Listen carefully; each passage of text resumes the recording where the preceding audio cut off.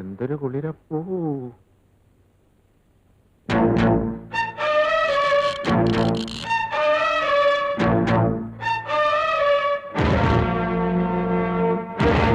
ആഹാര സാധനങ്ങളെല്ലാം എടുത്തു വെച്ചല്ലോ. ഒരാഴ്ച ദേ വരുന്നു. ശോഭേ, ശ്രീദേവി വിളിക്ക്. ഇനി ഡോക്ടർ വന്നു കഴിഞ്ഞാൽ നിങ്ങൾ ആരും ഇങ്ങോട്ട് വരണ്ട. നിങ്ങളും വല്ലതും കഴിച്ചിട്ട് കിടന്നു. കൊച്ചമ്മേ, മുതലാളി വിളിക്കുന്നു. അല്ല, ഞാനൊന്ന് പുറത്തോട്ട്. പൊയ്ക്കോ, നേരം വെളുക്കുമ്പോ ഇങ്ങ് എത്തണം. ശോഭ എന്നാ പോയിക്കോ. ശരി കൊച്ചമ്മ, ഞാൻ ഒന്ന്. ശ്രീദേവി, ഡോക്ടർക്ക് ഫോൺ ചെയ്തോ?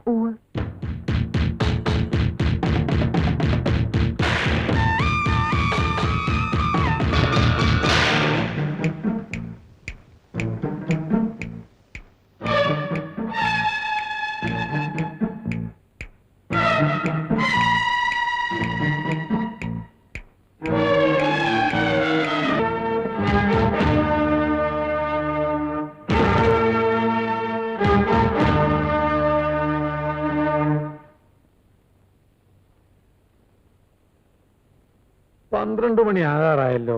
ഡോക്ടർ എന്താ ലേറ്റ് ആകുന്നത്? അത് ഡോക്ടർ എന്താ ലേറ്റ് ആവുന്നത്?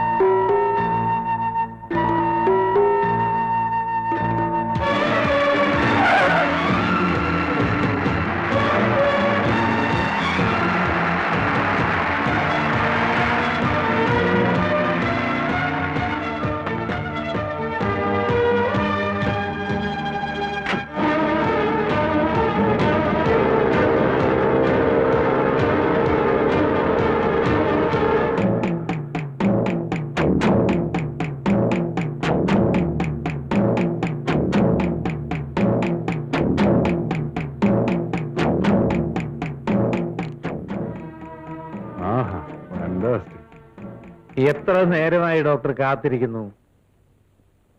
എല്ലാം റെഡിയാണല്ലോ. ശ്രീദേവി എവിടെ?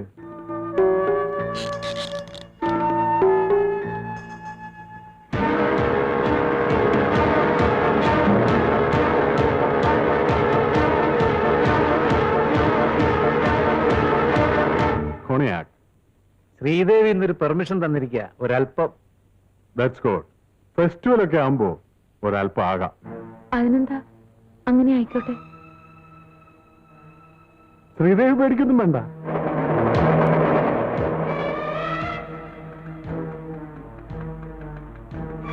ഞാൻ വെയിറ്റ് ചെയ്യണോ സാർ? വേണ്ട, ഞാൻ തിരിച്ചു വരുമെന്നറിയില്ല.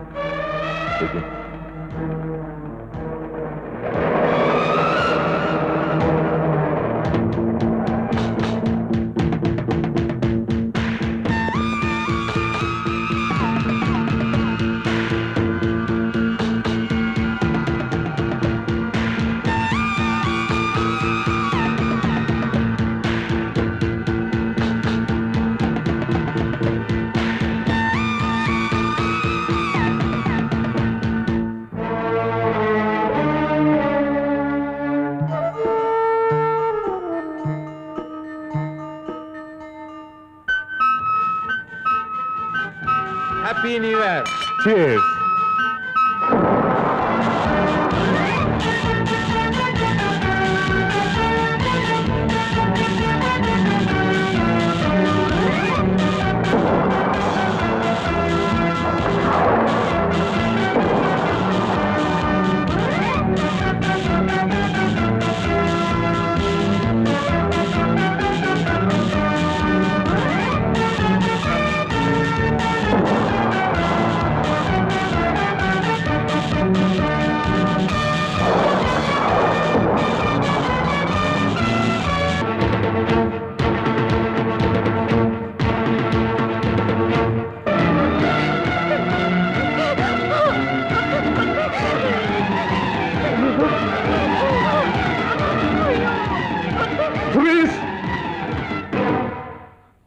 Come on.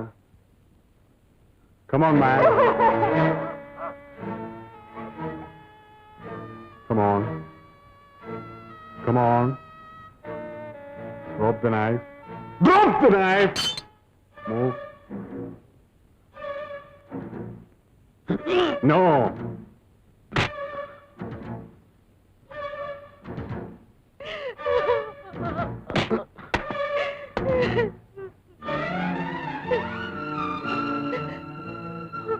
കറക്റ്റ് സമയത്താണ് താനും എത്തിയത്. നന്നായി. എന്റെ ഭാരം പകുതി കുറഞ്ഞു. എല്ലാം മംഗളകരമായി അവസാനിച്ചു. പിന്നെ ഇത് വലിയ പ്രശ്നമൊന്നും ആക്കണ്ട. ഇന്ന് നേരം വെളുക്കുന്നവരെ ധാരാളം സമയമുണ്ട്. നിങ്ങൾക്കാണെങ്കിൽ ഒരുപാട് കാര്യങ്ങൾ സംസാരിക്കാനും ഉണ്ടാവും. ആ നിലയ്ക്ക് ഞാൻ കൂടുതൽ നേരം നിന്ന് ഡിസ്റ്റർബ് ചെയ്യുന്നത് ഭംഗിയല്ല. തന്നെയല്ല, മോള് എഴുന്നേറ്റാൽ എന്നെ അന്വേഷിക്കും. ഞാൻ ഇറങ്ങട്ടെ.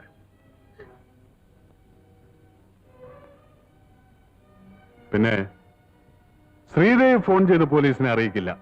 ആ നിലയ്ക്ക് മിസ്റ്റർ വിനോദിനും അത് ചെയ്യാൻ കഴിയില്ലല്ലോ, അല്ലേ? നേരം വെളുക്കുമ്പോൾ ഇതൊരു ആത്മഹത്യയായിരിക്കണം. I mean suicide. ഉദയവർമ്മ മുതലാളി ആത്മഹത്യ ചെയ്തിരിക്കുന്നു. ബാക്കി കാര്യങ്ങൾ ശ്രീദേവിയോട് ചോദിച്ചാൽ പറയും. ബൈ ദ ബൈ, ഇതെന്റെ കാർഡാണ്. വാങ്ങിക്കൂ. വല്ലപ്പോഴൊക്കെ വരണം. അല്ല, വരാതിരിക്കില്ലെന്ന് എനിക്കറിയാം. വരാതെ പറ്റില്ലല്ലോ. ആത്മഹത്യ മറക്കണ്ട. തോക്കി ഞാൻ കൊണ്ടുപോകുന്നില്ല. ഇത് നിങ്ങൾക്കൊരു സഹായമായിരിക്കും. ഇതിൽ 5 ബുള്ളറ്റ്സ് ബാലൻസ് ഉണ്ട്. ഇതിവിടെ ഇരിക്കട്ടെ. Then wish you happy new year.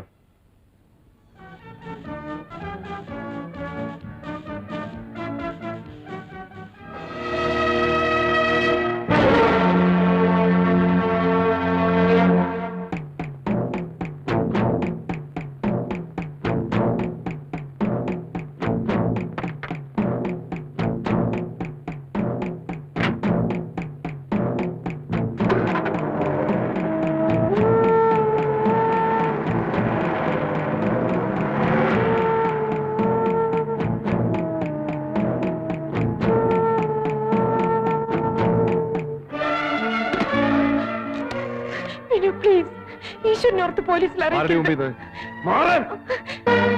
ഞാൻ പേച്ചവളാണ്, സമ്മതിച്ചു. സമാധാനമായോ? ഇനി മറ്റെന്തെങ്കിലും കൂടി വിനുവിന് അറിയണോ?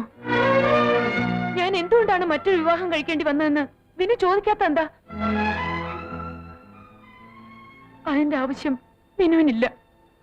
പക്ഷെ ഞാൻ മരിക്കുന്നതിന് മുമ്പ് വിനു അതറിയണം. ശ്രീദേവിയുടെ പൂർവ്വകാല ചരിത്രത്തെ പറ്റി എനിക്ക് കേൾക്കണമെന്നില്ല. അതെന്തു തന്നെ ആയാലും ഞാൻ അവളെ വിവാഹം കഴിച്ചോളാം. പിന്നെ അവളുടെ 2 സഹോദരിമാരെയും ഞാൻ വിവാഹം കഴിപ്പിച്ചയക്കാം. പിന്നെ ഇവിടെ നല്ലൊരു വീടും വെച്ചു തരാം. കൃഷ്ണപിള്ള ചേട്ടൻ ഇനി എന്താണ് ആലോചിക്കുന്നത്? എന്റെ മോളോടല്ലാതെ അച്ഛന് വേറെ ആരോടും പറയാനില്ല.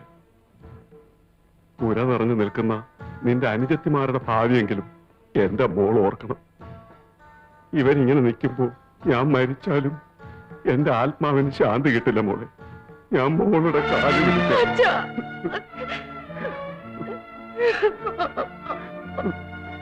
എന്റെ മോളൊന്നും മൂളിയാണ്. ഈ കുടുംബം രക്ഷപ്പെടും. ഒന്നുമില്ലെങ്കിലും നിന്റെ ഈ അവസ്ഥ മനസ്സിലാക്കിയിട്ടും അദ്ദേഹം നിന്നെ വിവാഹം കഴിക്കാൻ തയ്യാറായല്ലോ. ഈശ്വരനെ കരുതി ഞങ്ങളെ രക്ഷിക്കും. രോഗിയായ അച്ഛന് നിങ്ങളെ കല്യാണം കഴിച്ചയക്കാൻ കഴിയുമെന്ന് പറയാൻ പറ്റില്ല മോളെ.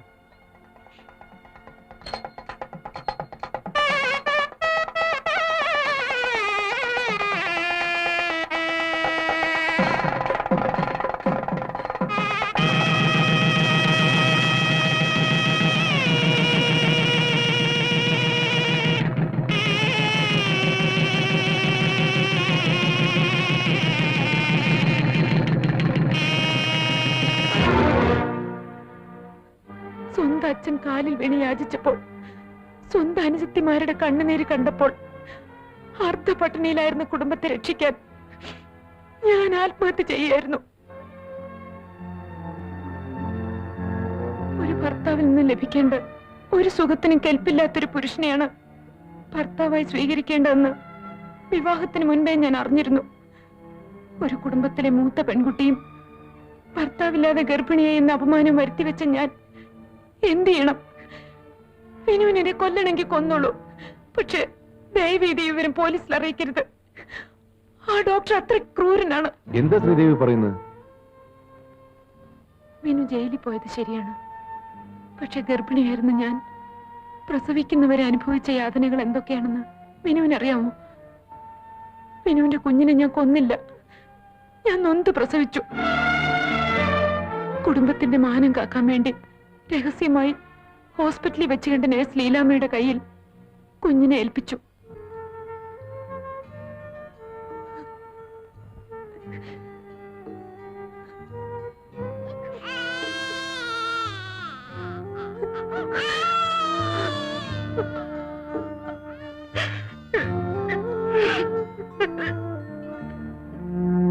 നമ്മുടെ കുഞ്ഞിന്ന് ഡോക്ടറുടെ കയ്യിലാണ്. അതെങ്ങനെ സംഭവിച്ചു എന്ന് എനിക്കറിയില്ല. അന്ന് മുതൽ അയാൾ എന്നെ ബ്ലാക്ക്മെയിൽ ചെയ്യാണ്. ഈ സംഭവം പോലീസിൽ അറിയിച്ചാൽ നമ്മുടെ കുഞ്ഞിനെ അയാൾ കൊന്നു കളയും. പ്ലീസ്, എന്റെ മോളെ രക്ഷിക്കൂ.